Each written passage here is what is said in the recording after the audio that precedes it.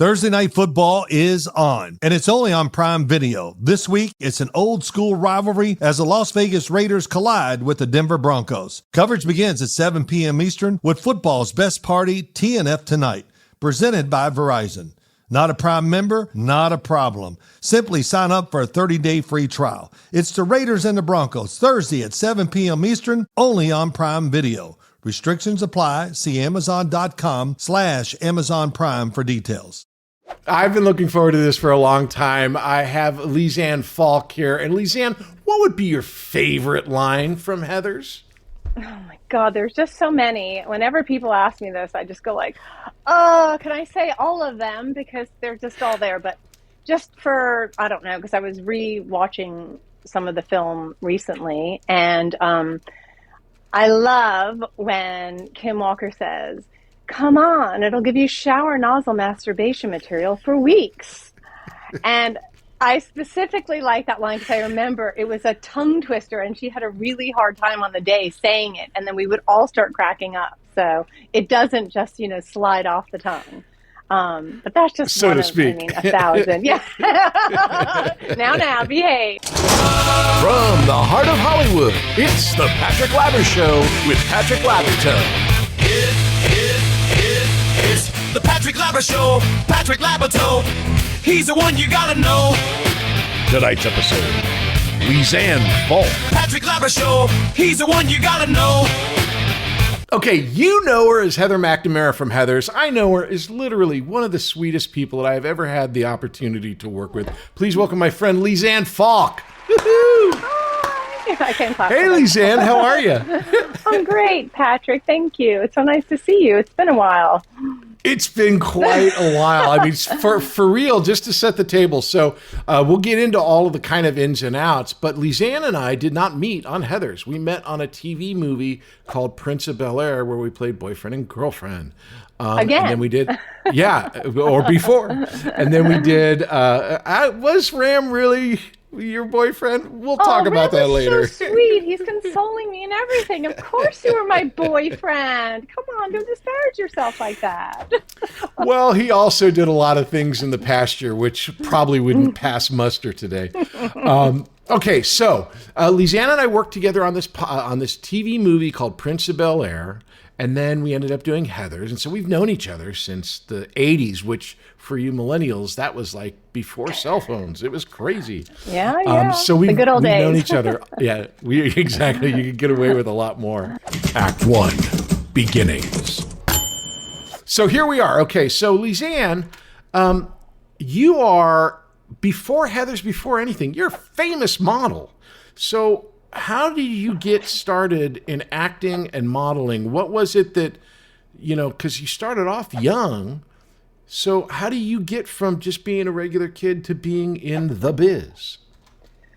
So yes, I was a regular, 6-year-old technically. When after school, I was sitting in the shop my mom worked in, selling clothes, and after school, I'd have to sit there and do my homework. And one of her associates came in and was like, "Oh my God, your daughter's so cute. Have you ever thought about putting her in TV commercials?"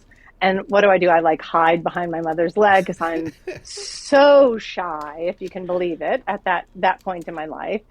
And so, my mom's like, "Oh, okay, give me the information." And I ended up going to meet with this manager because I grew up in Long Island, and so it was in New York City. And she liked my look and set me up on a TV commercial because that was primarily what she was, a TV commercial manager. And I booked the first thing I went up for. It was like beginner's luck. It was for Stride Right shoes, as happens every once in a blue moon. And I did that commercial and I was like, oh, this is kind of fun. And I had to ride a bicycle and wear these cool suede shoes. But then the second audition I went up for, it was for oatmeal. And I remember going, oh, what are they going to ask me? Mom, I hate oatmeal. I don't want to do this. And so I went in on the thing and they're like, I was like, you have to lie, just say yes. And I went in and they're like, so do you like oatmeal? And I'm like, and I just came out and I said, Mom, I can't do this. I can't lie. This is horrible. I don't want to do this. I don't ever want to have to do this again. So I had a little hiatus. And then about, it was 4 years later, this manager's going through her old photos and she gave a call and said, "Oh, how's Lisanne? Is she, how's she doing? Would she maybe be interested in giving it another go at, doing this commercials?" And so at that point, I felt a little more confident. I said, "Yeah, I think I'd like to do that." And it was on, I didn't book the first thing I went out on that time, but on one of the beginning auditions that I had, there was somebody there, I don't know if it was a casting or whatever, it's irrelevant, said, "Oh, your daughter must do a lot of print work and modeling." And my mom was like, "No." And they said, "Well, Eileen Ford just opened up this new modeling division, and she's looking for young girls. Her premier model is Brooke Shields. And she wants Brooke Shields she was popular, but not who she was at that point." So anyway, Right. That is really, I went in and met them, and that is what I really loved doing, because I could just pretend. I didn't have to pretend that I liked things I didn't like. So that is how I ended up doing, it was child modeling. I wasn't doing like high fashion modeling. I was working for a lot of department stores, Macy's and Gimbel's and Bloomingdale's catalogs. And Brooke and I were like the doubles, partners. We did a lot of work together as, in doubles for all these catalog works, and became kind of like best friends. When I had a job in the morning, I'd stay over at her house. And yeah, we were like two cute little 10-year-old girls modeling. So my brother did this movie called King of the Gypsies, which Brooke was also in. Yeah. And I went to go visit my brother, and I got to know Brooke then, but I also got to be scared out of my mind by her mom, Terry. She was quite the scary lady. I won't ask, but I mean, for me, my experience was like, Dragon Lady is a great, description. Yeah. She was a force to be reckoned with. Yeah. Very good. Very good. Right. So it's like, obviously you're aware of all of that. But it was around this time, right? And so around this time, what was really interesting, for at least from the outside, don't know, I'm going to ask you on the inside, Eileen Ford's like the biggest thing in the world, basically. Yep. I mean, this was before I even think there was the term supermodel, right? And Eileen Ford and you guys, Brooke and you and a number of other models, were kind of the new thing. It was kind of like a thing, like it was a cultural phenomenon. Obviously, there had been teen magazines before. 17 you did a lot for, like those types of magazines. Yeah. What was it like to be, and again, you're in New York, and I tell this story on my TikToks about, I was friends with, again, at this same period, one of the girls, Danielle Brisbois, was in King of the Gypsies. We all went to Studio 54. Because it's Studio 54. The girls get in. It was the weirdest place in the world. I felt totally safe there, but it was really weird. Was that a part of your world, having gone? Did you go to those places? Yeah. I mean, so it's So really what funny. was that? Okay, so overall, I mean, it's a big question. What was it like to be a model at your age at that time in New York? Okay, so when I first started when I was 10, honestly, from when we were 10 until 13, we weren't getting made up to look like, women and things like that. It was really innocent catalog, straightforward Sears catalog, your everyday stuff. So it was around the time probably when Brooke was just before or around Pretty Baby. And that was when, like, she had her Sweet 16 party at one of I don't know if it was Studio 54 or, I don't know, there were a couple of clubs at that time. But that was more, so I was in 10. Helena's. This was more like 14, 15, 16, which is still pretty young. But I was going out. Yeah, we were going and we were dancing. I know it's hard to believe, but we were super innocent. And I mean, Brooke and I, we're still friendly to this day. And we talk about, because we have other model friends who really didn't like it and kind of felt like they missed out on stuff. And my 17 model friends that I worked with. But we loved it. I don't know. We loved the traveling. We loved, we had all these like crazy famous people that we met, but it just seemed normal, and people protected us. This is the other thing. I didn't know what they were doing when they went to the bathroom. Honestly, I swear. I'd be like, well, they must have drank a lot of water. And people, and they really protected us and made sure that we that our innocence was, kind of intact. I call us naive worldly, we were I traveling agree. all around. It's interesting because when I tell that story, people in the comments explode like, well, where are your parents? It's like, my parents were there. But in this period of time, you did your book, Lisanne, a Young Model, right? Yeah. Now, I think I knew about that when we first worked together, but then after when we first worked together and Heather's, I got married and I'm moving my wife's stuff, and like in her stuff is Lisanne, a Young Model. I'm like going, that book shows up in the strangest places, Patrick. Right? The number of like, places people that go, I'm like, really? I think it sold like 10 copies. I have no idea. Seriously? Because to her, it was like, oh, you don't understand. Lisanne was like a lifestyle. Lisanne was like, it was like a really big deal because back then, no internet, no anything. It was kind of like a young girl's insight, as it was supposed to be, into what your real life was like. Can you tell me a little bit about how that came about and what that experience was? You say it sold 10 copies, but I think you're off by a couple 100,000. But I'm just saying it wasn't like a New York Times bestseller. It actually came about because there was a older model at Ford who was she was 25 years old and her days were numbered, and she started doing photography, named Betsy Cameron, who did the book. And she had asked if she could take pictures. She loved photographing children and young people. And she asked to do some photographs with some of the people in the children's division. And I did what's on the cover of the book. That was one of my first shoots I did with her. I was, I think I was probably 12 or 13, quite young. Mm-hmm. And so we did a series of photo shoots. And I said, oh, you know what? I have this best friend and we always work together. And maybe you could do pictures of us together. So the best friend was Brooke Shields. And we, for over a period of a year, we'd go in the weekend and she'd dress us up. She had these great vintage clothes and we would dress up as guys smoking cigars. And we did this thing. And she's like, I'm going to make a friendship book. She's like, this is the best thing. You guys are amazing. And we did everything. Like we have every iteration of us doing whatever kids did, playing grown up and doing things. And it was just so much fun. And then Brooke got pretty baby. And then her mom was like, Brooke is not a doubles person anymore. Right. So we were obviously disappointed. She's Brooke Shields. She's not like doing. Well, they said it. Nothing comes between her and her Calvins, so you're out. Yes. So I was out. She was out of our project, and meanwhile, whenever we shot, we'd always do doubles, and she'd do ones of us singles. So the publisher who she had sold the concept to said, we get tons of letters from young girls asking about modeling. Maybe we could just do a book about modeling. So it was that kind of, that was the segue into, having this friendship book turn into Lisanne, a Young Model. And then we spent so that was more, I was closer to 14, and we spent the next year, and Betsy basically followed me around everywhere. It was like having a documentary crew. She came to school with me. She came to me being like a normal person, and then going to jobs with me and traveling to, photo shoots. Because at that point, I think I'd started working for 17 magazine. So she spent a year doing that. And then the book came out and I had to do publicity for the first time. It was kind of fun. But I mean, like, I didn't realize it's like, we were talking earlier about Heather's.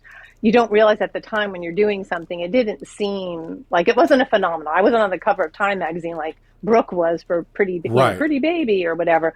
But it was a small success. And then obviously now, as you're saying, I mean, the number of people who say, I had that book and oh my God, everything you said, I gave beauty tips. And it was it's interesting because there's an actual factual success rate. And then there's this combination or this relative success rate. You and Brooke were friends. Brooke Shields becomes Brooke Shields. So all of a sudden, your book isn't as successful because it's not Brooke Shields, or she's not, it's like she's this phenomenon. Yeah. And then your book is, but the reality is that it was a huge success. My wife Tina was explaining it all to me. She was like going, no, you don't understand. It's like you get to see what she does. Now, like I have blue eyes, and so I kind of know that would be my calling card for whatever. Yeah. As a model, besides being beautiful, and you don't look any different. I look like Heather McNamara's dad next to you.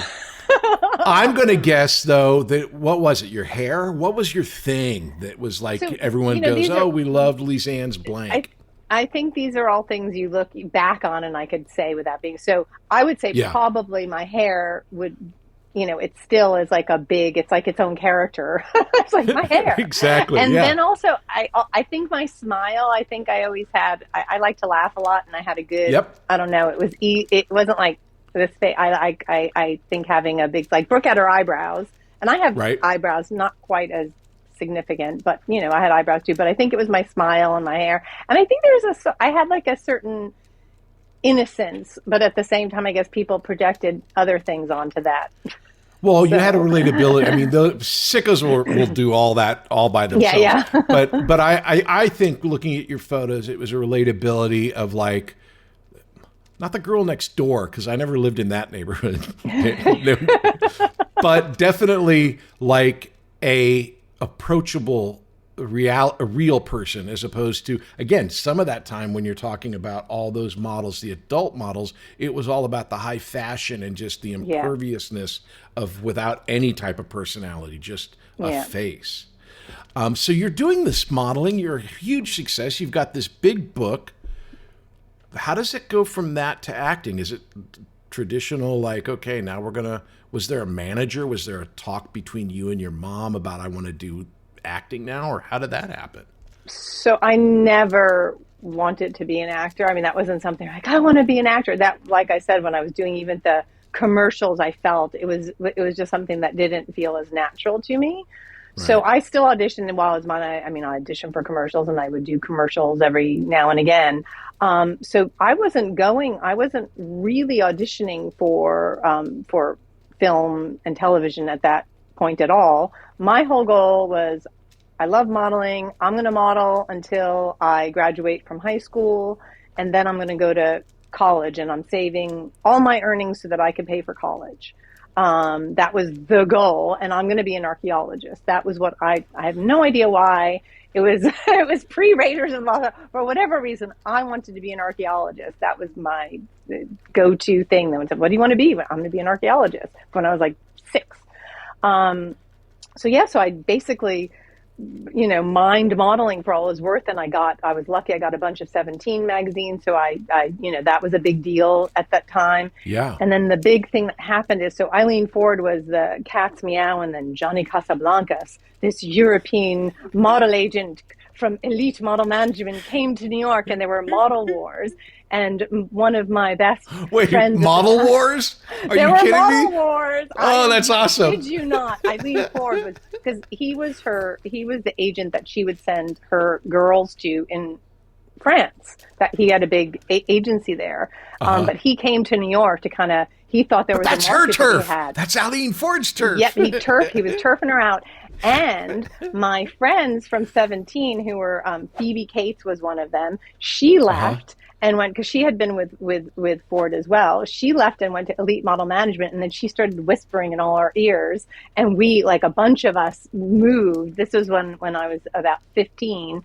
We moved over to Elite Model Management, and that was like where all the cool, it was much edgier. Ford was known for very wholesome blonde, all the Swedish looking, blonde, blue eyes, the Elite Model Management was very edgy.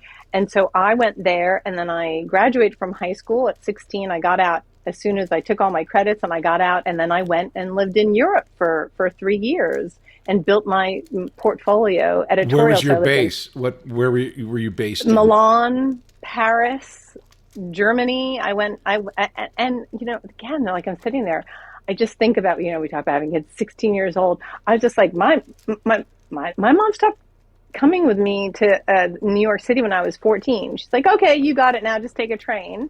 Yeah. And I would go off on my own. So I went off, I graduated from high school, and 2 weeks later I was on a plane to Milan. I mean, just honestly, yeah. Okay, you're a mom. Could you ever think of doing that with your daughter? No way. Never. Not like, forget it. Especially no. And it's the same exact thing. So the hotel that they had a residence they put all the models up at. Okay. And the top floor was all Playboys. So they're playboys who are like 20s to 30, in their 20s and 30s. All their fathers are like own Ferrari and Alfa Romeo and, you know, all the fashion houses. So they are up in the penthouses and all the models are in apartments below. So every night we're getting taken out for meals. But it was like, it sounds so awful. Nobody was doing, so some of the people got boyfriends with the playboys and whatever, but mostly they were just happy to be at a dinner with like, you know, 10 gorgeous girls. So we went and got out to, you know, they were like, this is cool.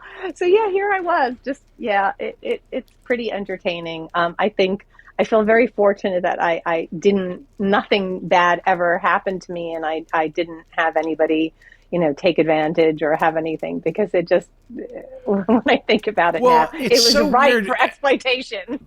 Right. Of course, it could have been. But again, we go back to that time period, and we're talking early 80s. You know, it's sort of like it was different. You know, this was not throwing shade on your mom. Again, it's like you see it all over TikTok and YouTube, you know, like, oh, we drank from a hose. We played outside until the lights came on. And at the time, it was like if you could take a train into the city and go to Eileen Ford and go to your, you know, there's a certain pattern of places that you check in with, and it wasn't the same as being like out in, it was a different time. During this period of time, I found this out, I think after I worked with you, you're the cover of a Foreigner album. How did that come about? You're the girl from the Head Games album. Was that just a photo they pulled, or was it something you went to shoot for? No. So here we go. This is what, you know, I just talk about, you know, perspective of a different time. 14 years old. This is one of my first 14 years old. Okay. I don't really even, maybe I kissed somebody. Seriously. I was like, I was not super savvy, in that way. So I went to this job and it was all men there, and I get this thing, and I'm like, oh, this is hilarious. I'm in a man's bathroom, and I'm like,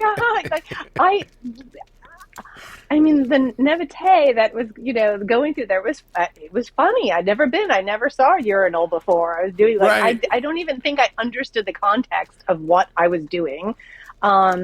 And I had a Polaroid, I remember, because in a lot of those, when you were doing shoots, they'd always take Polaroids. I'd be like, oh, can I have a Polaroid? Because I keep these little diaries, and I'd put, it was like a photo diary. I'd put the photo in the diary and write all the people that I worked with. So I came home and I showed this to my mother, and I could kind of tell she was kind of like, oh, okay. But it was, I don't know, it was a job, you know, Ford Models booked it. I did it, and I remember, I think I even got to go when Foreigner came to New York at Madison Square Garden. I was invited to the concert and went to the concert. But I do, you know, that's one of those things I'm going like, that I don't think that would wash in today's day. I think Sabrina Carpenter had something similar just recently, and everyone freaked out. But again, it's sort of like, it's Foreigner. It was just an edgy, I mean, there was a lot of stuff in the 70s that was like straight up like pornography that ended up being on album covers. Yours was quite chaste all by yourself. You know, just give the girl a wet wipe and make sure she's seated, you know, in a clean area. So, but when you're this age, obviously, and I know this from my experience, you're going to school. You graduate at 16, but you're going to school. You have friends that aren't, you know, non-coms that aren't in the business. You're on 17, and Foreigner comes out. It's a big album. It's everywhere, and those big 12-inch albums. Not only Foreigner, but everything else you're doing. How is your relationship with the people in your life about being that girl who is on that thing? So I never was like I never was a Heather. I didn't have a group that I belonged to. I always had one best friend. That was my kind of jam. I'd be like, oh, I like one person. And that friend always had other groups, and sometimes I'd dip into it. So I remember people being pretty, I think when my 17 magazine cover came out, that was more of a big deal. But people acted pretty cool. Like they weren't like, you know, they acted, you know, they didn't treat me like I was anything. I was just another Denny on the block, you know, from there. They're all they would do is at that time, I do remember I was trying to lose my accent.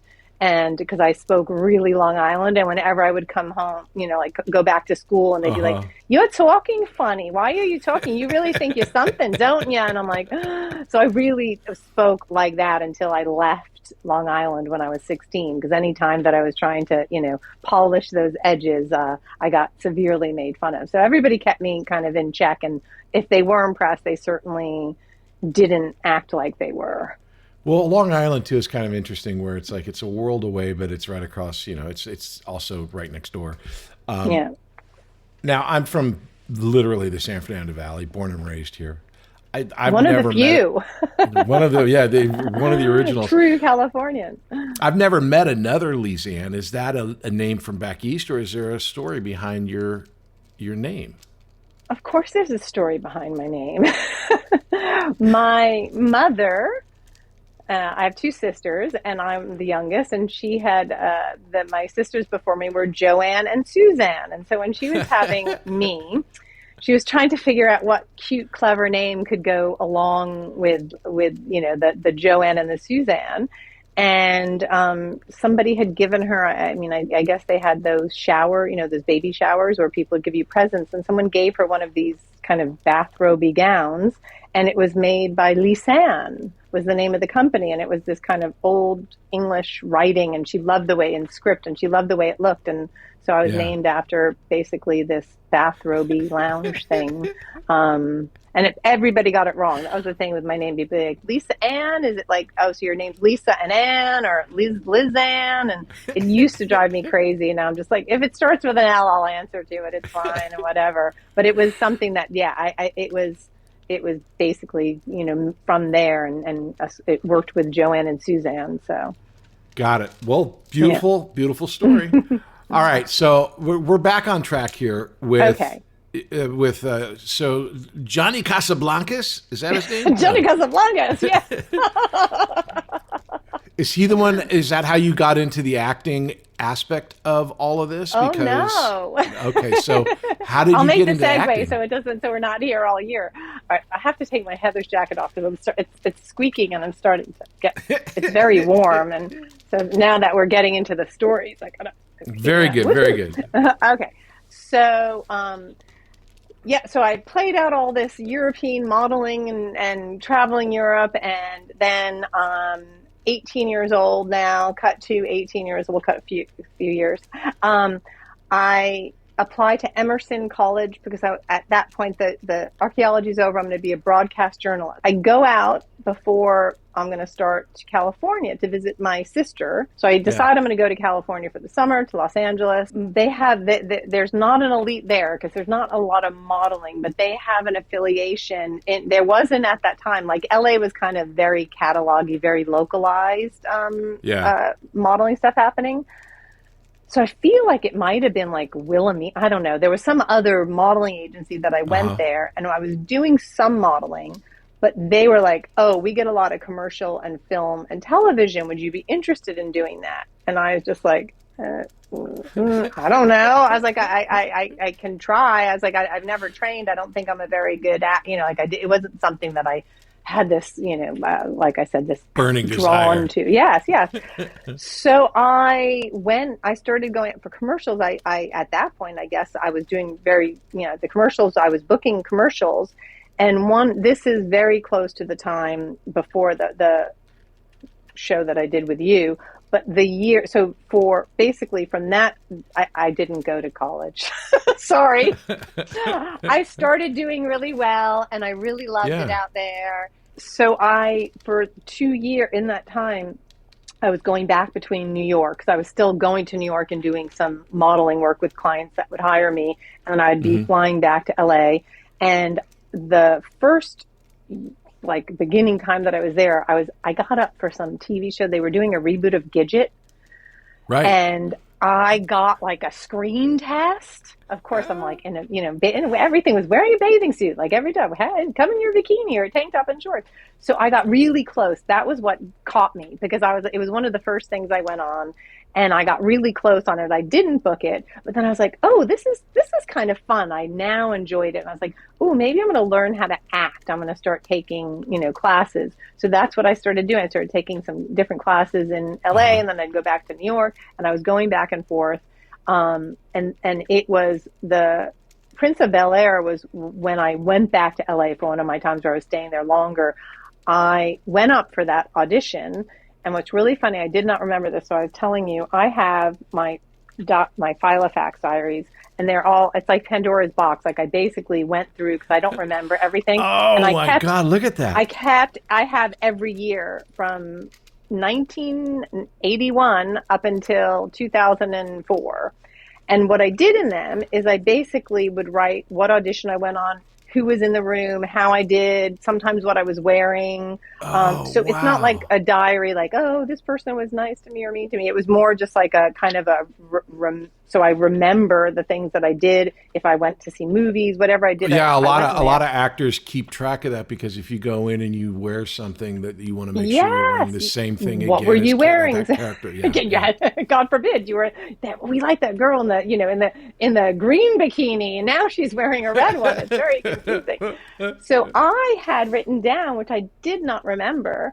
I went up to audition for Prince of Bel-Air. I didn't get it, and apparently whoever they hired got sick, and I was the second choice. And got I will called tell you in. the story about what happened. So you know this, yeah? You're I good. didn't know your side of it. We'll be back after these messages. Have you ever thought about becoming an actor and making your friends and family jealous? Well, have I got a deal for you. Here at Working Actors School, we offer many different classes so you can become a famous actor like me. And we have a delightful selection of classes, including Adult Weekly. It's every Wednesday at 5:30 p.m. Pacific. Here you will learn how to be an actor with other adults. How do we do it? How is it possible? Is it a miracle? Yes, it is. A miracle called Zoom. We teach everything online so you can become a famous actor and impress your friends and family. So if you want to be a famous actor and make your friends and family jealous, then you need to sign up at Working Actors School. You can get a hold of us at workingactorschool.com. You can sign up for classes at workingactorschool.com. You can make a reservation for the class online at workingactorschool.com. So come check us out. It's workingactorschool.com. Thursday Night Football is on, and it's only on Prime Video. This week, it's an old school rivalry as the Las Vegas Raiders collide with the Denver Broncos. It's going to be a showdown with the Raiders versus Broncos at Mile High Stadium. This game's going to show you what football is all about. Rivalries, breakout stars, and the kind of intensity that will remind you of why we all love the game. Can the Las Vegas Raiders find a way to stop the Denver Broncos offense, which is one of the most dynamic ones in the NFL? Coverage begins at 7 p.m. Eastern with football's best party, TNF Tonight, presented by Verizon. Not a Prime member? Not a problem. Simply sign up for a 30-day free trial. It's the Raiders and the Broncos, Thursday at 7 p.m. Eastern, only on Prime Video. Restrictions apply. See Amazon.com/Amazon Prime for details. Back to success. So a girl by the name of Tracy Nelson, an actress by the name of Tracy Nelson, was the person who was supposed to do it, because she's Mark Harmon's niece. Mark Harmon obviously starred in Prince of Bel-Air. Yeah. And I remember, and again, this is the story I remember. If this is actually what happened, I don't know, but this is what happened to me. Mark was really upset because she called at the last minute and said she didn't want to do it. She wasn't sick. She didn't want to do it. See, this is my favorite. Like, I love your story, and this is what I love now. Right. These are the things that I love when I'm going, I thought that was the thing. And then you go back and you're like, oh, wait, that wasn't. So she didn't want to do it. Wow. And I happened to be at lunch and hearing this conversation behind me, which I was not supposed to hear, between the other people. And it, again, you can read a lot into when people are talking. So this is my reading of the situation. I don't know if the actual dialogue was like this, but the reality of it was they were arguing because Mark comes in and he's upset and he's talking to Chuck and the director. Chuck was the director, and the producers. Len Hill was the producer, and Chuck Braverman. Braverman. Yeah. See, it's in my book. Right, exactly. So they were all at lunch talking about it, and Mark comes in all upset. He goes, Tracy doesn't want to do it. And they go, what do you mean she doesn't want to do it? She goes, I don't know. I'm not really happy with her right now. basically, again, the idea. And they go, well, great. Well, why don't we get the girl we really liked? Oh, you're just flattering me. I just No, thought it this was second this best. is I just nope, thought it was second nope. best. It was a family connection that got the other girl the role, and then for whatever reason, I'm not talking bad about her. She seems to be a really nice person. However, you never know what the real story is. But as far as I heard, that was what was going on. And so when they finally decided that it was going to be you, I would imagine it happened pretty quick for you because they had to make a call. So now pick up the story on your end. So it's like you think that they hired someone else. Yeah. And then what happened? You get a call saying we need you that's down why at the beach all of a sudden, today? Yeah, that was it. I got the thing. And then I think it was the next day that I was getting fitting or going on. And I think I did one there because I looked it up and there was I did 1 or 2 days and then there was a little gap and then we did all that stuff that was out on the water maybe. Yep, on a boat. We were out on the boat, yeah. So that out on the boat. Yeah. But everyone always goes, "Oh, you were in the Fresh Prince of Bel-Air." I'm like, no. It's always. Well, it was not fresh yet. It was just the old Prince of Bel-Air. Yeah, it was just the Prince of Bel-Air about a pool guy who was, making the rounds, and And so, okay, so Patrick. then, see, you never know. You never fascinating to find these things out because that's my belief now. I'm always going and stuff, and there's not ever a logic to things, and sometimes it's like somebody owes somebody a favor, and it's a smaller role, and they have to give it to that person, and it's not the best person. So it's thank you for at least it it makes me feel good that was the girl they really wanted. That's what I remember because, best. And so I was really interested to meet you, when we met, it was just you were so sweet. And you definitely did have that kind of not deer in the headlights look, but you were very attentive to what was going on because I don't think any of it was normal. You'd been to 1,000 photo shoots, but photo shoots have a camera, movies have a camera, but that's about it. That's the only similarity. Everything else is different. Yeah. So let's get to Heather's because this is such a huge deal. What was your first brush with Heather's? Was it? I'll tell you mine, and then you can tell me all about yours. Mine was they wanted my brother Matt to read for JD, and they sent him a script, and he read it, and he goes, "This is a piece of shit. I'm never going to read this. It's about teenage suicide. They think it's funny, but it's not funny." He goes, "I'm not doing it." I go, "What was this?" Because he hated it. Right. He goes, "It's this thing called Heather's," and I'm like, well, let me read it. And so I read it, and I'm like, you're an idiot. This is a genius piece of writing. Right. And I begged my agents to get me in on something. So it was I came to it first from the script.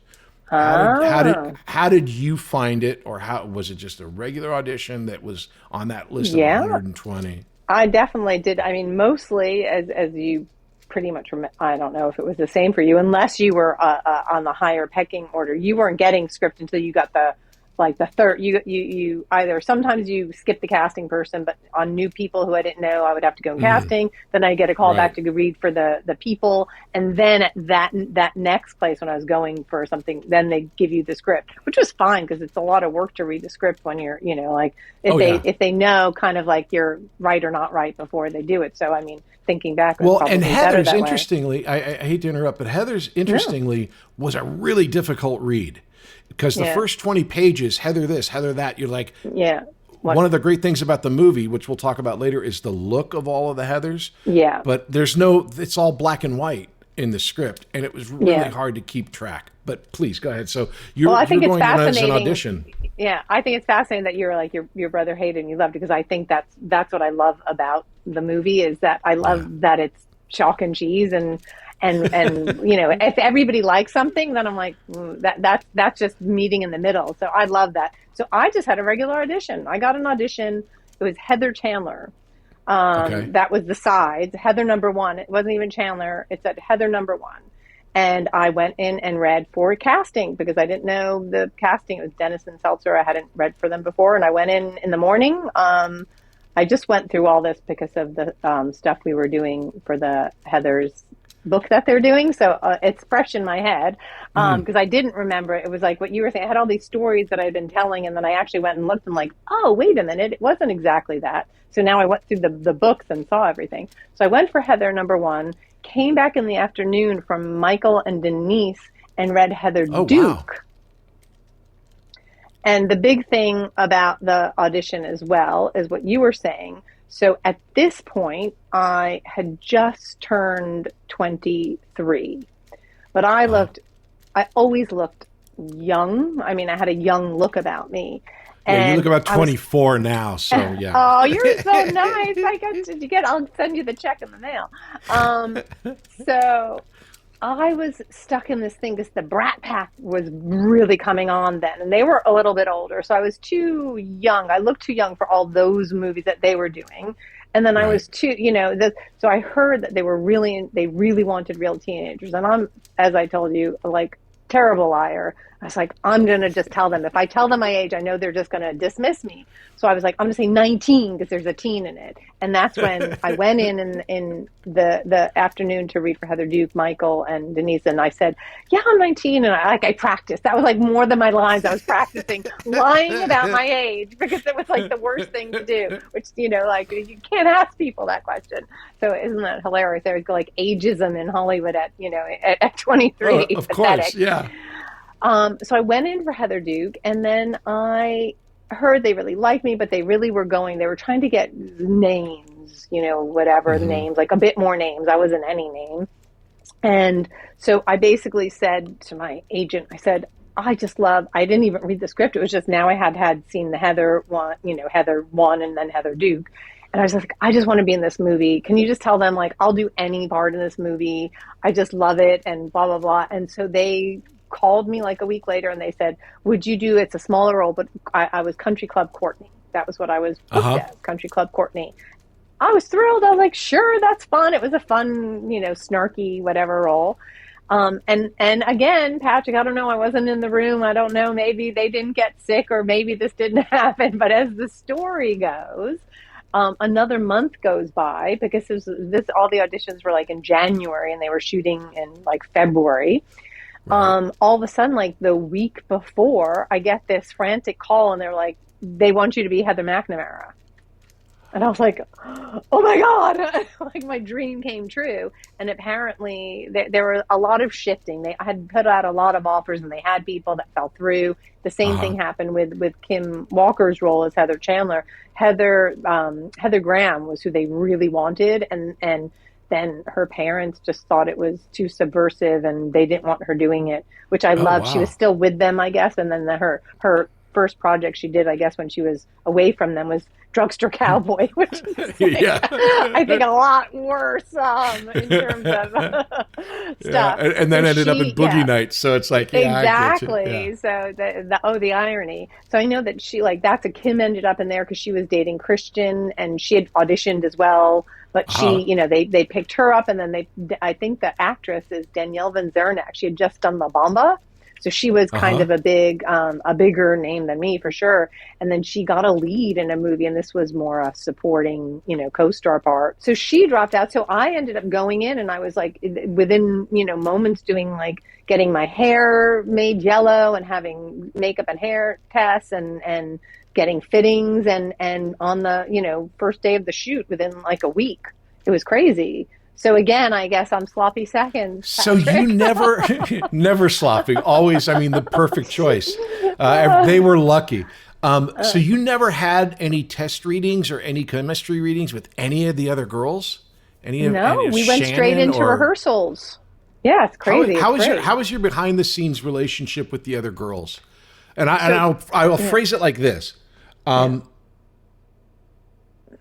I tell this story. Shannon Doherty was a pistol. Always has been. We worked on Little House on the Prairie, but never together. She was on it, I was on it, but at different times. And all the stories I hear from Little House are the same kind of stories that I hear from Heather's. That my experience with Shannon is that she's like a firebrand, and you can get along with her or you cannot get along with her, but she's very opinionated and very outspoken.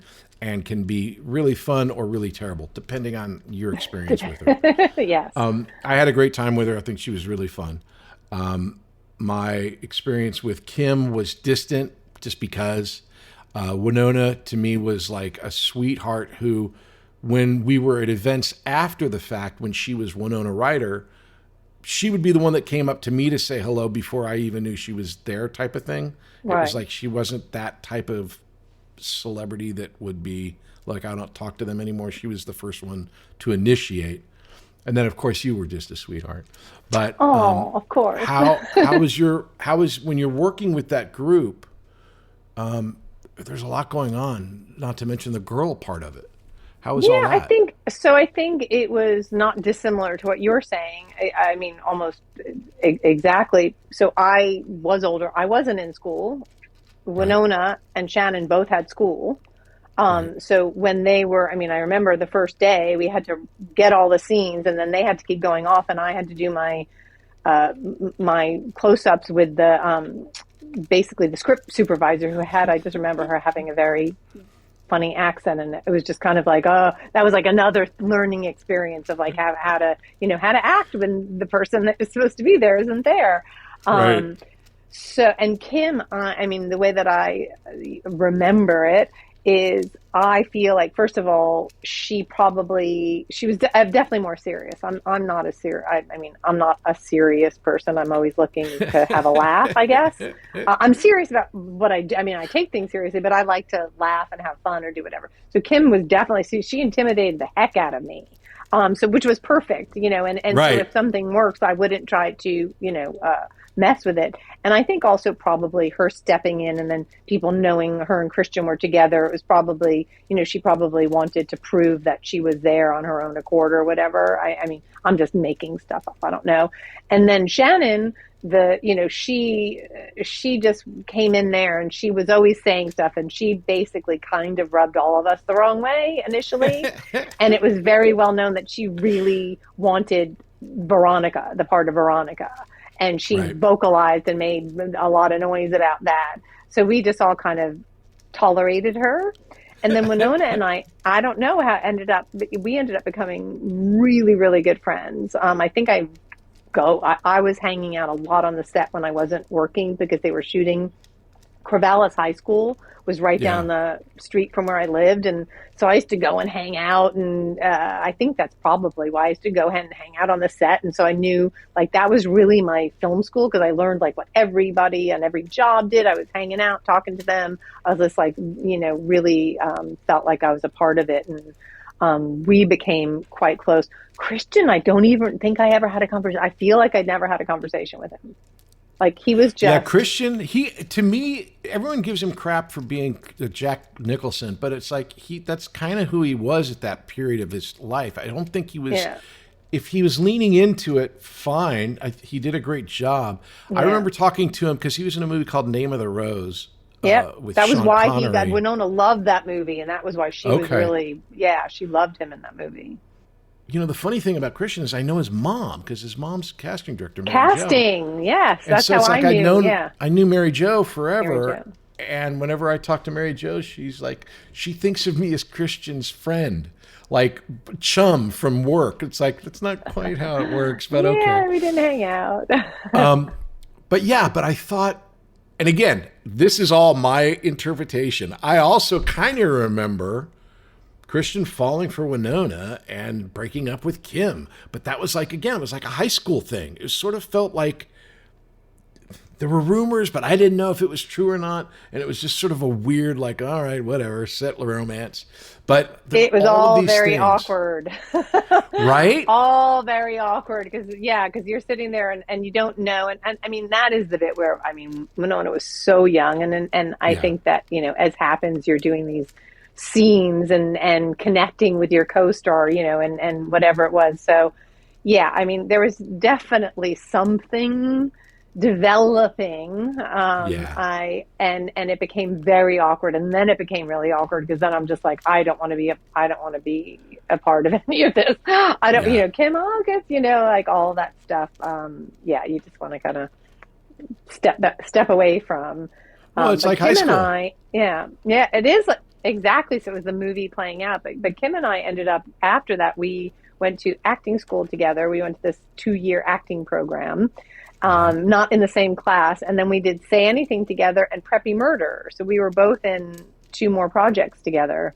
What was so great about the shoot was everyone was a fan of the script. So it made everybody kind of on the same page, literally, because they all loved the script.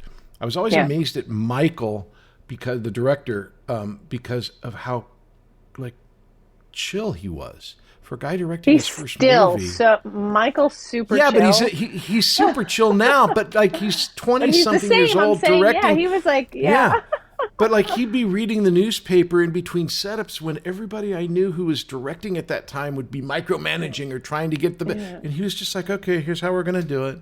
Very chill. What was your as again, this is a big part. This is a very integral part, and all you guys were color coded. Like Duke was green for envy, you were yellow for passive, red was dominant, and Veronica was blue to be like emotional. Yeah. How did that work into you building your character? As far as it's a lot of work for a young actor. Yeah. I mean, well, because like I said, I got it literally the week before, and I was getting ready to sign up for this, this 2-year acting program. And I went to the, basically interview for this the same week that I went to interview for Heather's. And one of the things about this school was you could not work while you were in this. This was for serious actors. What was this? The Loft, or was it the Peggy Fury, or who was it? Joanne Barron. It was Joanne Barron, yes. And it was a 2-year Meisner program. And the whole thing was like, you want to be a serious actor and you shouldn't be taking work until you actually know what you're doing. I didn't know what I was doing at that point. I did a lot of scene study classes, and I had people that I coached with, and I didn't have a technique per se. I just, if I had to do something where I was crying, I'd listen to really sad music and get into like a sad mood. And then I'd probably just try to be in the moment, I guess I didn't have like a full grown technique, but what was hilarious is, so I was signed on, I was going to do this because I'm committed now. I'm like, I'm acting and I want to be good and I want to understand and have a craft and technique. And then I went to 2 classes, and then I got the call that I got the actual part, and I'm like, screw that. And I went, and I remember her going, if you do this is the biggest mistake you'll ever make, and I'm not letting you back in, and all this stuff. And I was kind of just like, thank God I was smart enough. I was like, okay, well, I'll have to just live with that mistake and blah, blah, blah. Wow. And so I went off, and I had just read, the Stanislavski, The Art of, acting. And so I have in the whole front of my script folder, I did a whole character breakdown, like what religion am I? What did, how was I raised? And what were my values? And so I did a character work for the character. And I think that was in there somehow, but mostly I just kind of was I'm like, what would it be like to be this character, and just use my imagination. I mean, that's pretty much what I think I was doing, and listening to lots of music to get me in a certain, like, music was always a big thing. Even now I listen to when I'm getting ready for stuff, music gets me in a mood, in kind of the right mode. I portrayed the lunkhead, your boyfriend, who's being really sweet and stuff. Randall's being so sweet and stuff. You want to go on a double date? He's being sweet and consoling me and stuff. I don't know if that line made it in. I was rereading the script, and a lot of the lines didn't make it, but I did say, because I couldn't remember, I was like, was I actually dating you, or did I just go, and I'm like, no, you were my boyfriend. I think we were kind of like, it was, I remember as an actor on the acting side of it, I've tried to tell this story on my TikTok stories, but it just never comes out right. With you, I can talk about it and it's fine. One of the weird things about being an actor, if you're not paying attention, is I look at the lines. I look at how much I need to memorize, right? Otherwise, I wait until I'm there in the moment, because it's like the blocking may change things. You have ideas, but it's like, especially my character, Ram, I patterned after the drummer in the Muppet Show, the crazy animal character who just... Exactly. That's exactly right. Just that he was really, really dumb, and he really liked to have sex. And it was just like, that was all I really thought of. Like, I'm just a dumb guy. So I didn't really want to put too much thought into it. Like, I'd just react on the day. And the nighttime where we're on our date, there's just one shot where you and I are in the background in the pasture. Whatever it says in the script, I looked at it and go, oh, I don't have any lines. I'm not thinking about it. And then we get there and they're setting up the shot and everything. And then you and I are faced with, thank God we knew each other. Okay, Patrick, take off your trousers and lay on top of Lisanne and start thrusting. And struggle, struggle, struggle. And struggle, struggle, struggle. And I'm like, what? How's this gonna... how do I do this where it's like, it was so uncomfortable. And I think I was saying to you, you can't hear it in the background. I think I was whispering to you, I'm so sorry. I'm so sorry. It was just a weird situation. Do you remember that night? Do you remember what I do remember, and it's actually really interesting because it's another one of, it's like the Foreigner album where I kind of think, I don't think I overthought it much, but I did understand. So I definitely understood that morning, or we had a split night shot because I remember we shot in Griffith Park. So that morning I shot my scene where I was in my room calling into the radio. So that was quite like, I had a big, like, that's what I was focused on. Yeah, hot probs. Where I was like, I'm failing math. My boyfriend has just killed himself and blah, blah, blah. So I was like, that was my big focus. And then I remember getting to Griffith Park, and I remember that we had to do this rehearsal for the cow tipping. And we had these, basically our stand-ins who had to get the mud thrown on them a bunch of times because they wanted to make sure they got it right because they only had 2 or 3 outfits. And they couldn't for us, and so they didn't want to get it wrong with when the cab was over and it hits us. So Winona and I are feeling, of course, we're like, oh my God, we're so bad. They kept like chucking mud at these the 4 stand-ins. We're like, we're kind of going, oh, but then glad it's on us. So I think by the time we got to do that, I do know, because it says in the script, Heather's struggling. And then there is that line that Christian says about, all they had time was for AIDS jokes and date rapes and AIDS. All they were good for was, date rapes and AIDS jokes. And there's the scene, I think now looking back, it all makes sense to me. And it is probably stuff that what appealed to me, but I wouldn't know how to articulate it, is there's the 2 scenes in the movie where, and I think they're very telling, is when Heather Chandler goes to the college, Remington University party, and she's with her, college boyfriend, and he's just basically molesting her, all handsy guy. And then she goes into the bathroom and spits into the sink. And they shot that separately, and I actually was around. She was having it was really upsetting to her doing that scene, and she didn't understand why. It is actually that scene and the scene where I'm in the background, which is, that makes it funny, even though it's like, if it was a close-up of us, it's actually funny in a uncomfortable way, which is what I think the movie is always trying to accomplish, to shed light on these kind of situations, is that I didn't know what consent was. That word wasn't in my vernacular when I was that age. I would just know that, like, oh, if I, be careful. My advice from us would be careful, don't lead anybody on. You might be asking for it. It was kind of, and so you'd always just make sure you kind of like, oh, did I do something to like bring this on myself? So looking at it, that's why those 2 scenes are quite emotional, because here we're the most popular girls and we're putting everybody down and we're getting everything we want, but really we're just the same as everybody else, getting taken advantage of and having, bad things happen to us because we don't have the language or the knowledge to know that that isn't right. So I didn't know any of that then. And I was just kind of like, I was game, I'm the good girl. I'm game for anything. Yeah, sure. It's part of the scene. Like, go there. So I don't remember thinking anything other than, come on, I'm the struggle against you. It's totally fine. If I was any different, then I don't remember. But it was, that's looking back on it. And a couple of years ago, when they did a big 30th anniversary screening here in the UK, they did like a 4K restoration.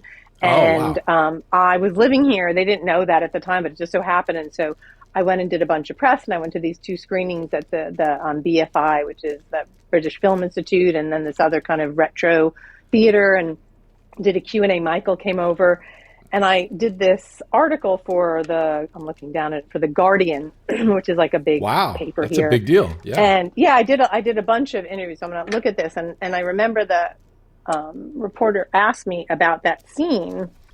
And I said, I have it here. When it came out, I was really upset. When I reread it, I was like, oh, okay. But it says, there's an uncomfortable scene where the two jocks take Veronica and weak-willed Heather, or me, cow tipping in a field. While Slater turns up to rescue Veronica and while they converse in the foreground, Heather McNamara is being sexually molested in the background. Lisanne Falk winces when she looks back on that scene. She says, I thought we were doing this funny scene in the background. I'm not going to call myself stupid, but I want to say naive. I didn't overthink it, but I look at it now and think, I guess that was pretty horrible. But that was totally out of context. I would have never thought that was horrible. I didn't get to the second. It could be the second part is what I was saying to you, that it was an integral part, I think, of the story to show that life's not perfect for them. But I was reading this and I was like, I was about to write in, and be like, you totally, misquoted me and how dare you? And I was like, okay. It wasn't, when I first read it, I was just like, he got that wrong, because I never winced and go like, oh my God, I can't believe I did it. What I was like saying to you, yes, that naive, worldly bit, I guess I just didn't think about the context of how it could be perceived in a way of like what date rape, was. But you were my boyfriend in the thing. So of course, whatever. It was just one of those things like, So yeah, anyway, it was surprising to me, as obviously you get to do crazy things as an actor or a model. You get access to a lot of things. And again, it was just not, I didn't put together, it wasn't inside the story, it made perfect sense. What was weird to me is that, again, thank God I knew you. It would be, I don't know how much more uncomfortable it would have been if I didn't know this person. How about if it was Shannon? Oh my God, so weird. I mean, I hope to God you never felt like you were in danger, because I didn't feel that way. God. No. But that's what I'm trying to say. That's the whole thing. It's like, it's not like a real, it didn't really happen to you. Yes. It wasn't like all of a sudden, that I was like, Patrick was like getting really into it. No, I don't remember. I just remember. Okay. It was like, I had the whole day and it was good. I just remember we were doing it in fun. I'm like, if I remember, like, I'm thinking, like, just go for it. It's okay. Like, I'm going to, struggle against you. It's fine. It's fine. Right. And I don't remember. It was play struggle. There was never, never, but okay. So, when you're getting red such now. A weird, So it's just like, I mean, it's such a weird job that we have. We'll be back after these messages. Hey there, I'm Patrick Labyorteaux, and I've been an actor since I was a little kid, so I know what it's like to be a little kid actor. So I have a class here called Youth Weekly, and that meets every Tuesday at 5:30 p.m. Pacific, and it is an awesome class if you are young and want to learn all about acting. We have a great set of kids, and it's taught on Zoom, so you can do it from anywhere. You can do it on your phone, you can do it on your laptop, on an iPad. It's awesome. I've had kids take a class while they were in the car coming back from soccer practice. I swear to you. So if acting is in your blood, come to workingactorschool.com and check out the Youth Weekly class every Tuesday at 5:30 p.m. Pacific. I'll see you there. Act 3, present day. Nothing really happened for a long time, and then it became like this cult movie, which pleased me. I'm sure it pleased you, because it was just sort of like, not recognition that's delayed, but like just a broadening of like people that get it. And again, I never feel possessive of Heathers. I feel like I'm very like lucky to be a part of it. So when people talk to me about Heathers, I'm like, oh, I'm same with you. I loved Heathers, not like, oh, look what I did. It's just sort of like, look what well, that's this what I was just wanted to be there and like exactly you said that very, very well. I couldn't say it better. Is I think it's more that like I'm so happy that it finally got appreciated, because it was it seemed, when it's validation to go like, I thought this was really different and cool and special, and then to see just over the years. And I remember the first time that became apparent was when it was at like, they called it a 10-year anniversary, but it was really like 12 years after it came out. And they did this little documentary, and they called us in to talk about it. And it was kind of like, oh, wow, people like still know that movie. And apparently at that point, Blockbuster was huge, and it was one of those movies that, you know, the guy at the Blockbuster, like, or girl at the Blockbuster was like, oh, this is a must watch, and it started getting that kind of cult status, Reputation, which yeah. which just seems to have grown. And I'm just always amazed that because it could be, as we, you know, mentioned earlier, you go back and there are movies that I remember that I loved, and then I watch them and I'm like, ooh, I don't remember that. That's awful. And I was thinking, you know, each time I didn't watch it like I haven't watched it a lot, but anytime I have to do something, I'll always rewatch it, and I always discover something different that I didn't notice, which is really fun. And I do love that it's not. There are things that it could be perceived. People could take offense at, and obviously, like school shootings. This was like way before there were school shootings, so I could see where you'd be like, "Oh, how could you put that in there? Like that was a joke. Like seriously, someone having a gun in school would be like." Ha ha ha, which is horrible because that is not, unfortunately, the case now. And then the same thing, like I'm always shocked. I'm like, oh, would gay people get offended by it because there's so many, you know, gay jokes? But they're actually making fun of the people. It's not, but they love it. But because it's not there, it's the people. Like I love my dead gay son. Like that's one of the best lines. Like that always gets a lot because it's like, of course, you know, it's like the parents because they're so ridiculous. And it's Christian's line after that. He goes, "I wonder how he'd love him if he was still alive." Type of line. Yeah, or pulse, a son with a pulse. Like so that's the thing to look back and like. I mean, Dan really, you know, I hate the word brilliant and genius, but I do really think Dan is a singular person, and those words do apply to him. And even you know, whenever I hear him talking, I just revel in his the way his mind goes, and he talks about, because he doesn't have a filter or an editing system, and he just says it like it is. And just even his vernacular, to learn, like he didn't want to have vernacular that was dated and use, you know, everybody at that time, I'm sure you auditioned for stuff like Moon Unit Zap was doing Dally Talk and like, oh my God, totally, and it was rad, and like doing all that kind of stuff. And this was its own creation, so it doesn't age. It's very cool. Yeah, it's so very. So very. It's my favorite project. You know, people ask, "Oh, what was your favorite project?" I mean, there's a lot to like about other things for sure, but like, as far as what you thought it was going to be versus what it ended up being, to me was the closest one-to-one. Like, oh man, it really came out the way I hoped it would. What are your thoughts on the musical and the TV show? I have actually, I know nothing about the TV show. I have no thoughts other than initially I was like, oh, I can't believe they didn't call me because I thought it was the people. And then I'm like, oh, thank God. Phew. With the musical, I saw it. I didn't see it in LA, but I saw one when I was in New York. They did a version in New York. It was like 2014. And basically I had gotten some email from some public, I don't even know how I got it. Anyway, if you're ever in New York and want to go see the show, it's playing for this. And I was going for Easter and I went and saw the show. And the people who were in that version of the show have all gone on to do, it was the original New York cast, to do huge like things on Broadway and in movies and films. And I was kind of like at first dreading it because I am not a musical person. I tend to comedy and drama and things like that. Musicals aren't my jive, but I was like, I was just like, that was actually it was fun. You know, I enjoyed it. And then like 4 years after that, I'm living in London, where I've been for like 20 years now.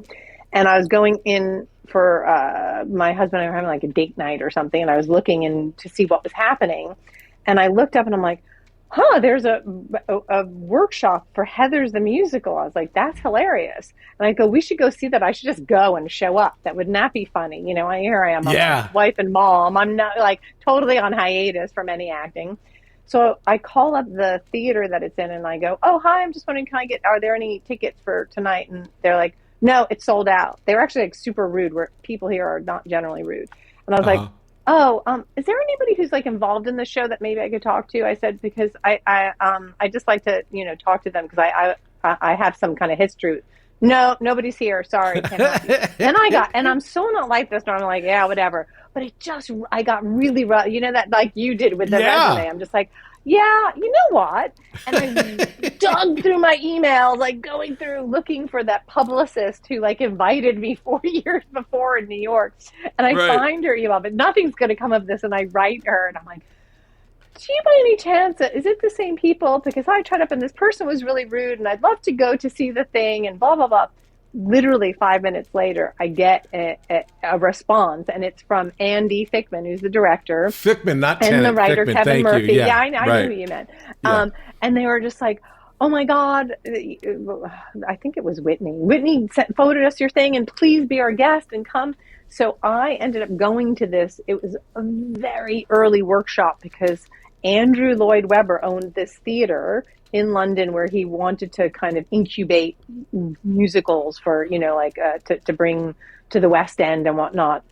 And one of the young producers had seen it in New York and wanted to bring it to England, and they weren't sure that English audience was going to go for it. And I was thinking the same thing because it's very American. Everything is sure to Ohio, but class struggle is universal. Live Aid, like everything is just very American. So there was this audience there of, I would say, probably 18 to 25-year-olds. It was a very rudimentary, no costumes, somebody was just playing on a piano and just holding the script and reading. And that was the young people in the audience were just eating it. Like they were like, everything was laughing and doing it. I was like, oh my God, this is incredible. And then afterwards, Andy called, he's like, we have one of the original Heathers on the thing. And then they were like, well, half of them never even knew it was from a movie. This is like my big joke with all the people who are fans of the musical. Some of them don't even know or discovered there was a movie after having fallen in love with the musical. Oh, wow. So I was basically, from that point, it became a huge deal here in the UK, and it ended up opening at that theater on the stage 2 years later. And that was like coinciding with around the time when there were all these like big 30th anniversary Heathers events happening here. And Dan came out to the opening of that for the musical. And then they've invited me to every, like when they went on the West End and every show that when they changed the cast. And I've been like, I go behind and I say hi to all the cast members. He makes them all watch the movie. He's like totally reverent. It has changed quite a bit from even the New York variation, what you were saying. It is a definitely,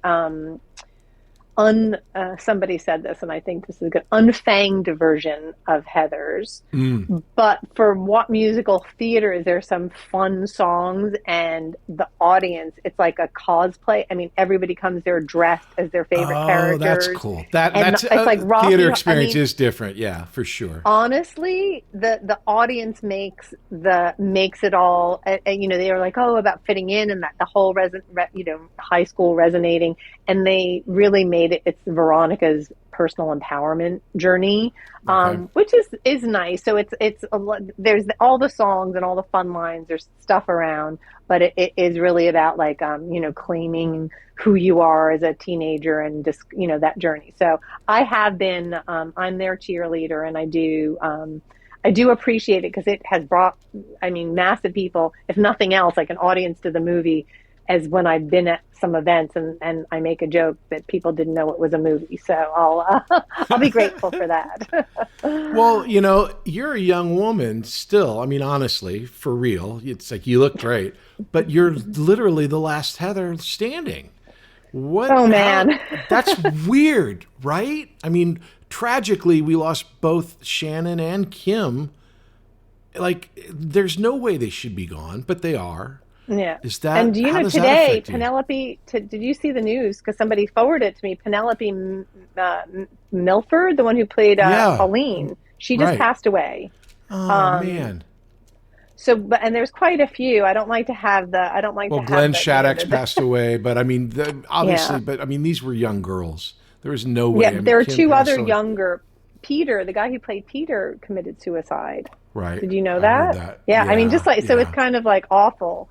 So yes, I am the Dan said it's like Hunger Games and you're the last Heather standing. I'm like, only Dan could get away with saying that. And it really about his anorexic character. I have to say that when subsequently after, I had seen Shannon years after Heather's at, I don't know, some nightclub, and she was friendly or whatever, but I really hadn't ever seen her again. I saw her at the screening of the movie, and like I said, I think I'd like the Olive, I don't know, it was like a cool hip bar. One night she was there with a bunch of people, and I think she walked by and was like, oh, hi, and we said hi, and then hadn't seen her. I'd heard all this, horrible things that were happening in her life, which, of course, I'm an empathetic person, and I wouldn't wish on anybody with, all that stuff. And when she did pass away, it was weird because obviously, like you said, well, Kim was really young. Kim was, not even 30 when she died of a brain tumor, which is just very, having had one of her favorite lines. Yeah. What do you eat for breakfast? Yeah. That I'm not going to say anymore because it was like ruined permanently.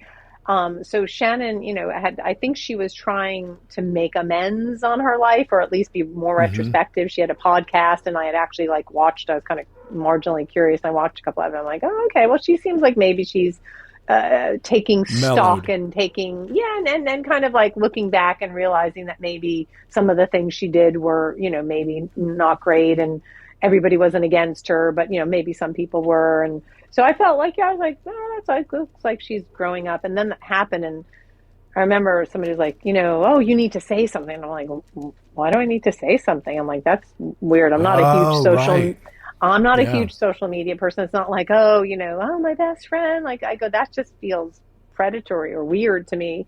And then another really good friend of mine said, you know what? It's not about saying something for Shannon, but people love that movie, and you're you're the last Heather. And I was like, oh my God, I felt this big weight all of a sudden. I'm just like, oh my God, I do really, I guess. And I went to bed that night, and I had this terrible night's sleep, and I woke up in the morning. I felt really uneasy, and I'm like, okay, let me just see if, I'll just see what comes out. And I wrote this very honest kind of tribute or memorial about Shannon and about my relationship to her and all the things that I felt. And it was the strangest thing, not being a big social media person, but I got back the most responses, as you'll know from when you post, and you're like, who knows?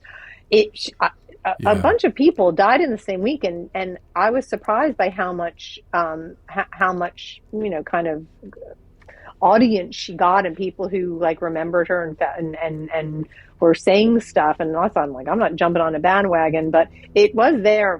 I put it up on Instagram, and then I kind of said, oh, I guess it put it in perspective for me of more being a representative of Heather's and the movie, as opposed to it being about that. And so I felt, I felt better about that, and I was really glad that I said something that was honest. Well, I think, side quest here, anytime you're honest on social media, we can tell. People can tell when someone's massaging the situation to benefit themselves. It's like, oh, poor Shannon, buy my, my margarita mix. It's like, it's not, but if here's a vial of tears that I used to wear when I was right. Which is exactly, how many cameras did you run to, Heather? It literally becomes part of the story. So exactly. I get that.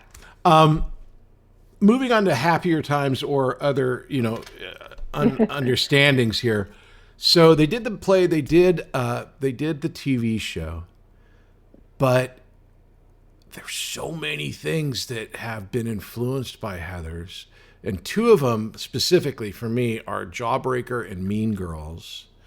Mean Girls is just straight up weird because Dan's brother Mark wrote directed Mean Girls. Directed it, yeah. Tina Fey wrote it, actually. Right, that's true. Tina Fey, who's wonderful, and the movie. I love the movie, but it's it's Heather's riff. What do you think about when you see things that? Look, I love being in the movie, but it's not like it was named Rams.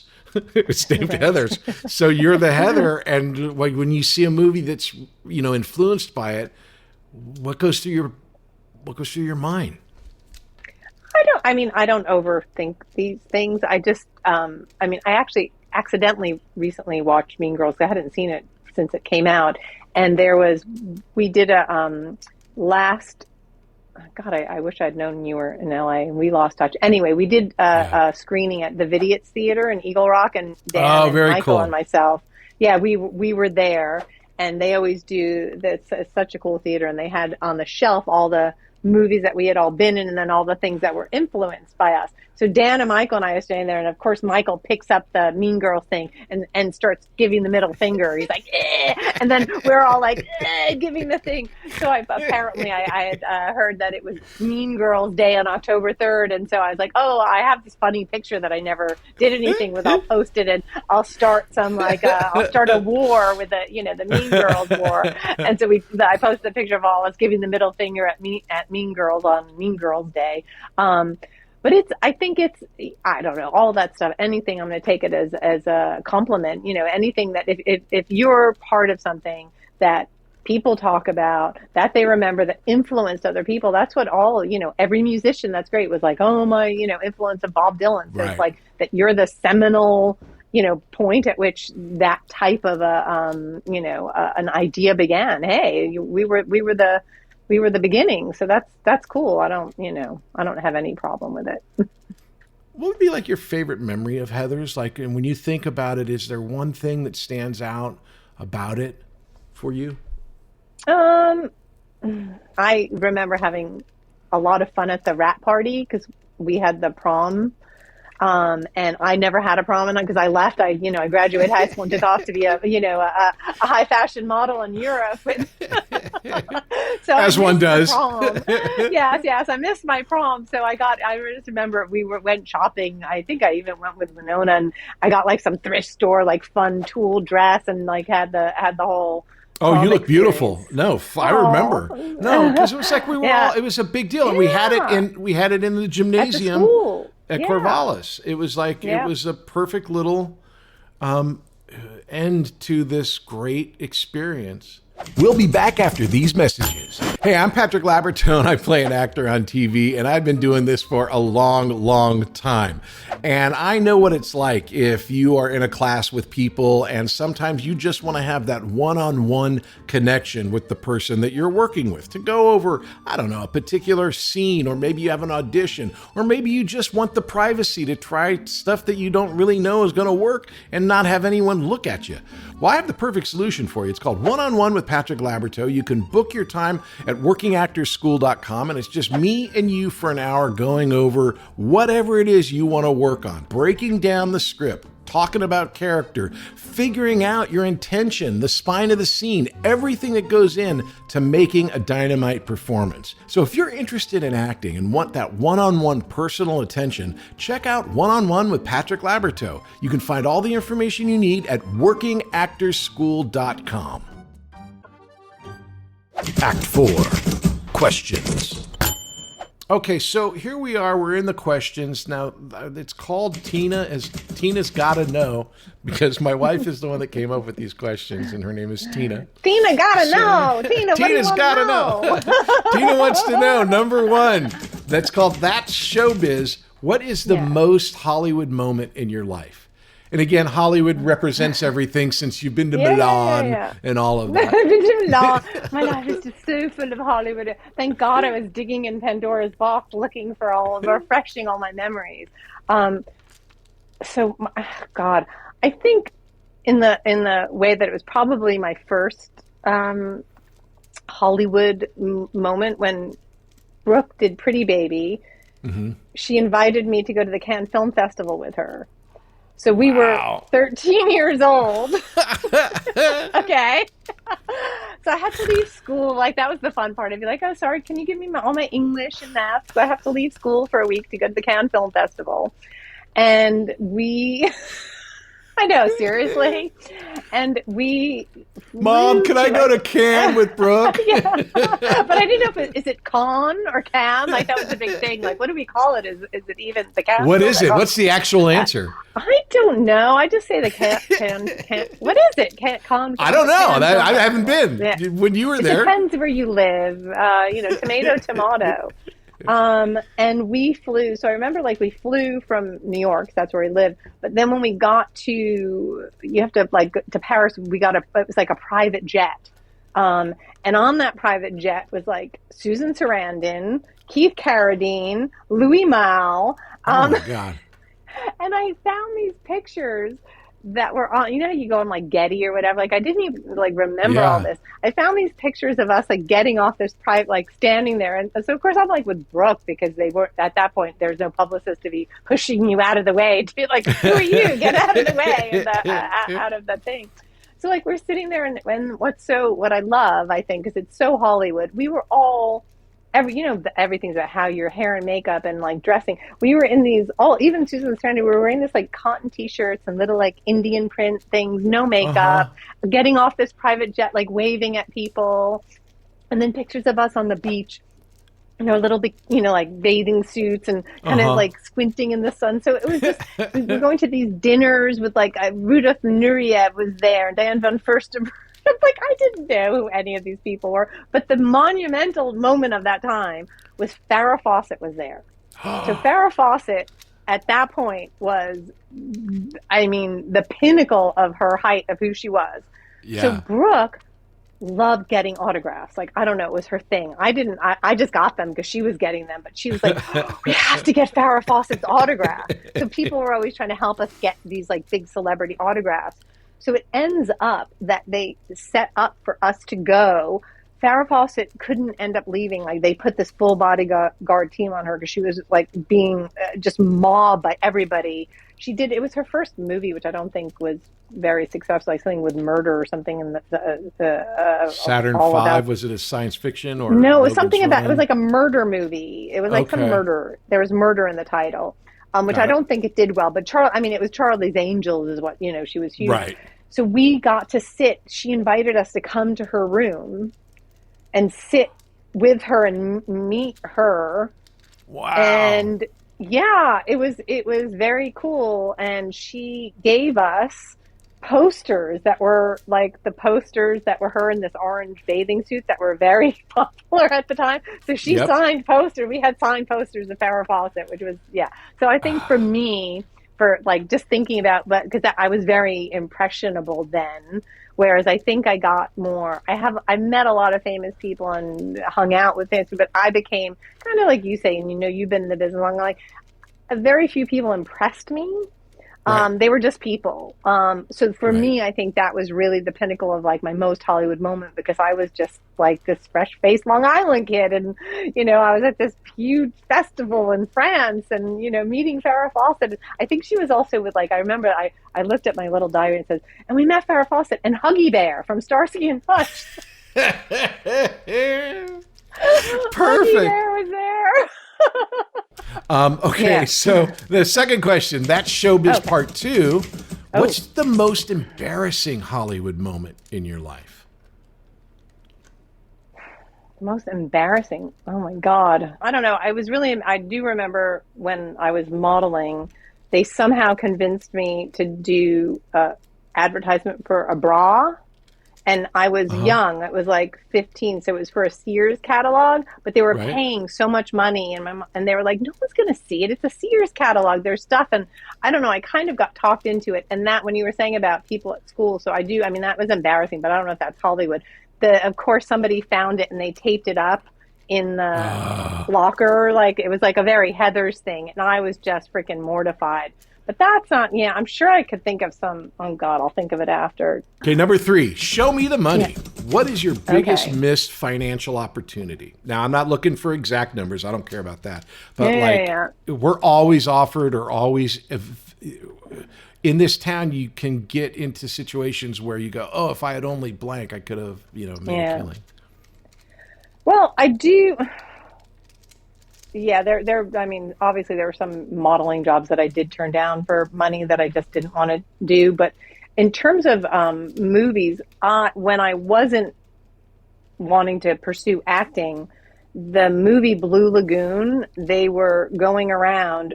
So Willie Ames was the star of that movie. They had him connected with the lead of that movie, and they wanted a beautiful, innocent young For Blue Lagoon girl. or Paradise?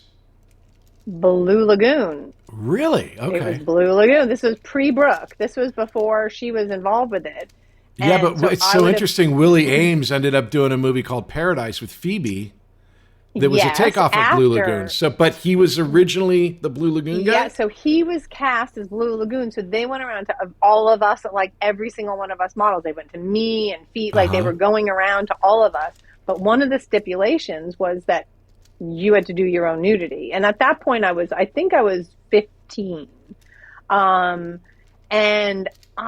it was going away. It was like 10 months shoot or something. I was on they offered me the part, but they were just like, you have to do, it was topless, not like bottomless nudity.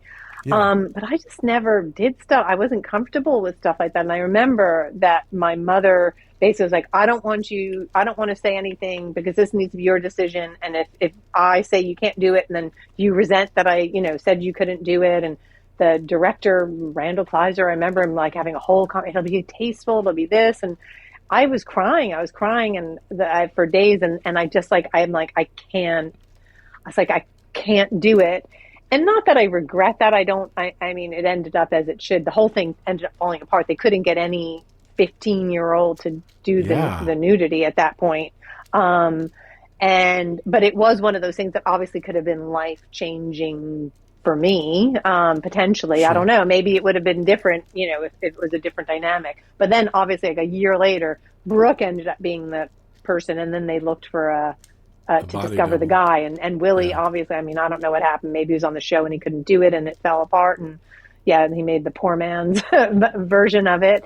But I always was like, oh, I could have been in Blue Lagoon, but I don't think I feel it's just those things when at different points, I think in my career, when I'm like, those times when it's lean and there's of course. Like, oh, my life could have been different. But I also just think, it's like all those roles, I think what you were in that role would have been different, and then it wouldn't have been the same project. So, things like that. But I think that was probably, I don't know if it seemed like a lot of money to me at the time. I don't know, in today's day what it was, but I think that was more the kind of the opportunity that I had that was, No, that's a great answer. It's a great answer. Yeah. Okay, number 4, show and tell. As a teenager, what was your favorite poster in your room and how'd you get it?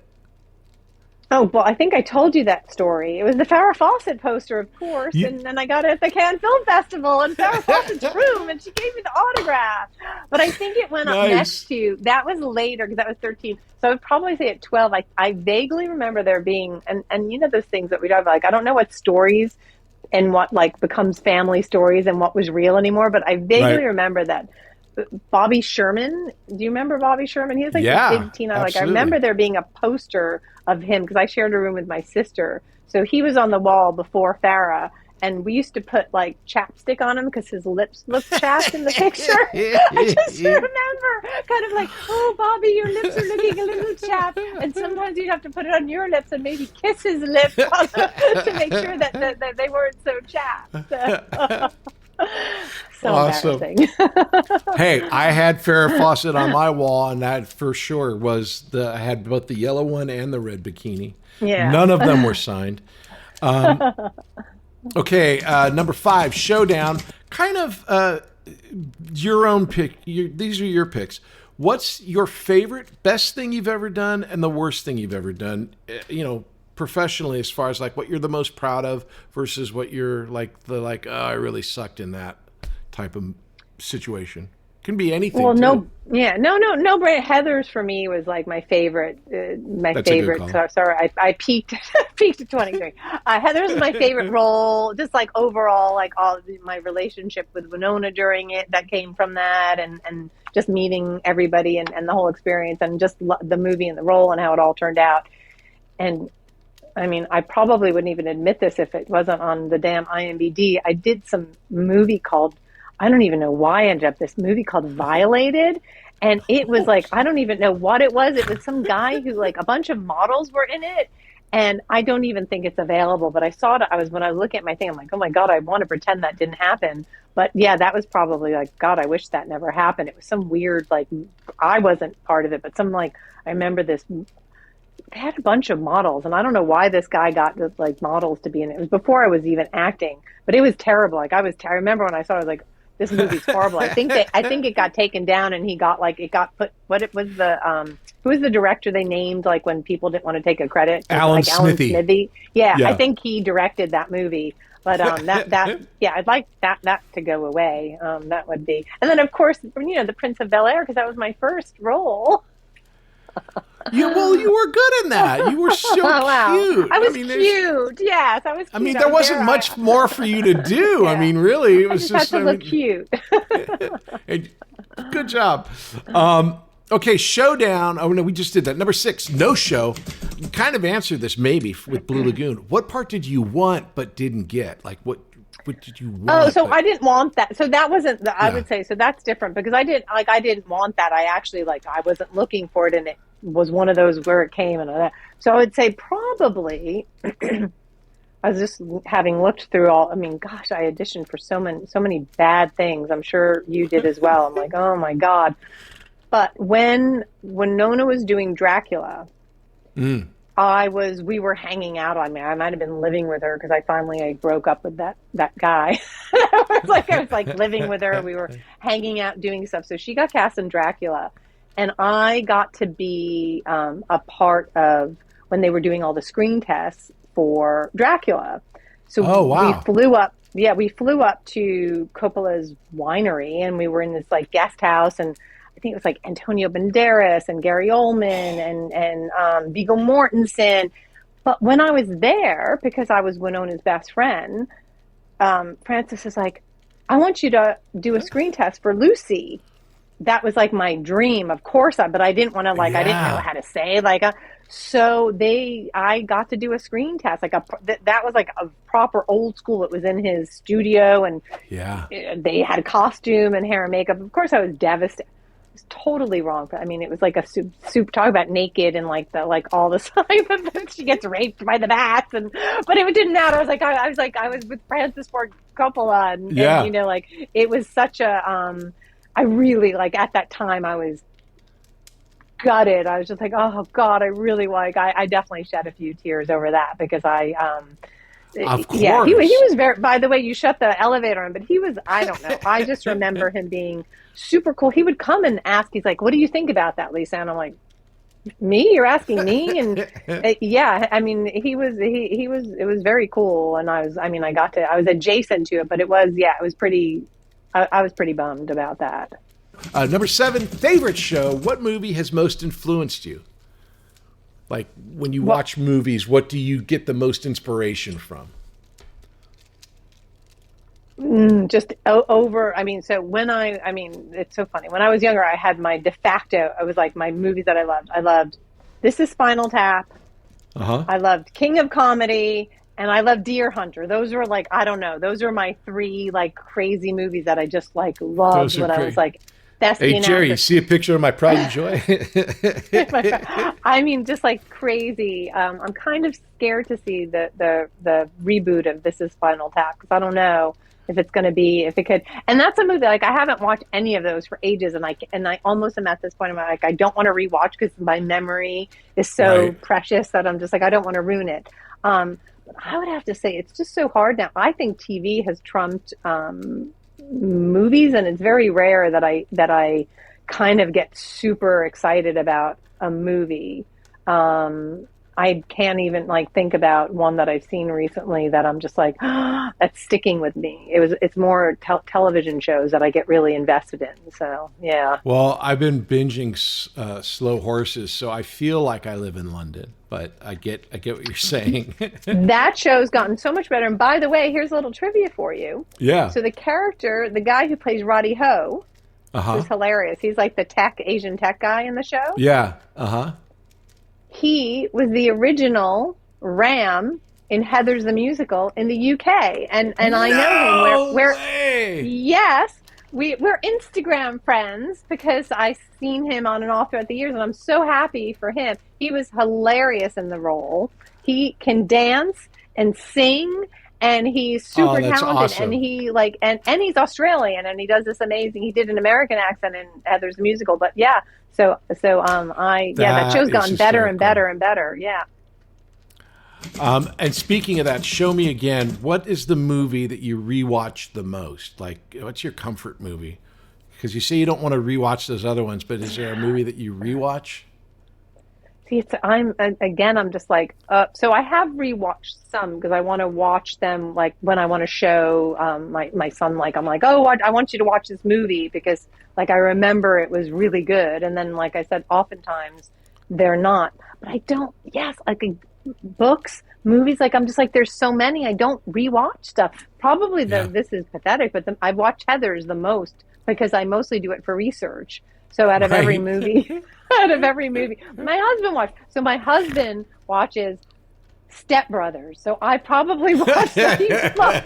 That's like one. Do we just become best friends? That's his comfort movie, and he just watches that all the time. So probably by default, I've watched Step Brothers or the first 15 minutes of Blame It on what's the Adam Sandler with where he's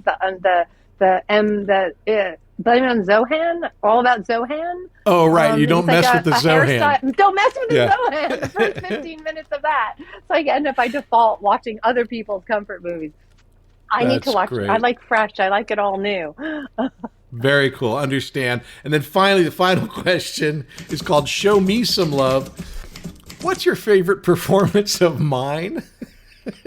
And this isn't just being lazy. So probably, okay, so I'm going to, all the stuff you did when I was younger, I was busy, modeling. I wasn't watching television. So I didn't watch Little House, and I was, off doing World Pursuit. So I will, and then afterwards, I was the boyfriend I was dating. We weren't allowed to watch television. We only could go to the movies and like watch VHS because television was for the plebs. So I was never watching television. I was only seeing films.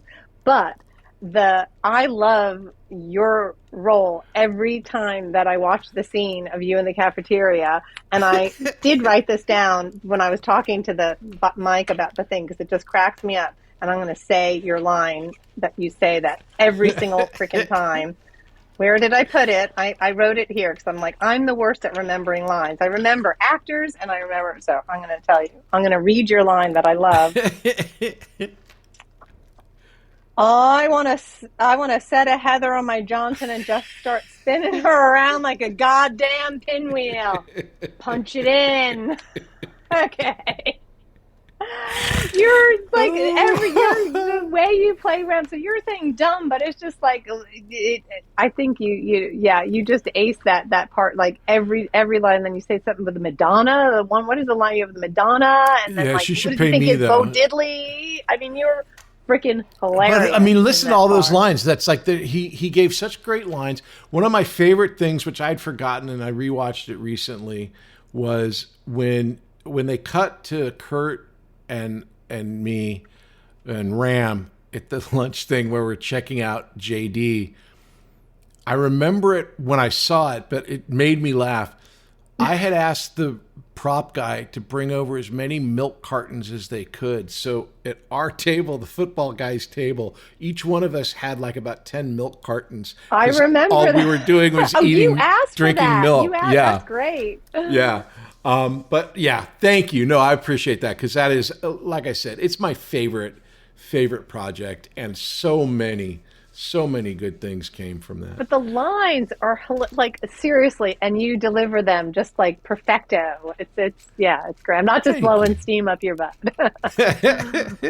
Well, this has been amazing, Lisanne. Thank you for hanging out for so long. I mean, I overwhelmed you with questions, and I really do appreciate it. Thank you so much for coming by and sharing so much stories. It's been a really great time talking with you. Oh, well, I'm so glad we connected. And then the next time I come to LA and we do a Heather's screening, now I know where to find you. It's the Patrick Labyorteaux Show. Patrick Labyorteaux. He's the one you gotta know. Hey, everybody. I'm so glad that you're enjoying the podcast and checking it out. It is an audio podcast wherever you get your audio podcast, and it's a video podcast over on YouTube. My socials are all patrick.labyorteaux. And that is on Instagram, on YouTube, on TikTok. I'm everywhere. If you want information on the school, you can go to workingactorsschool.com. We have classes going all the time. It's a lot of fun. I suggest you check it out. Hey, we'll see you next time. It's the Patrick Patrick Labyorteaux, Patrick Labyorteaux. He's the one you gotta know.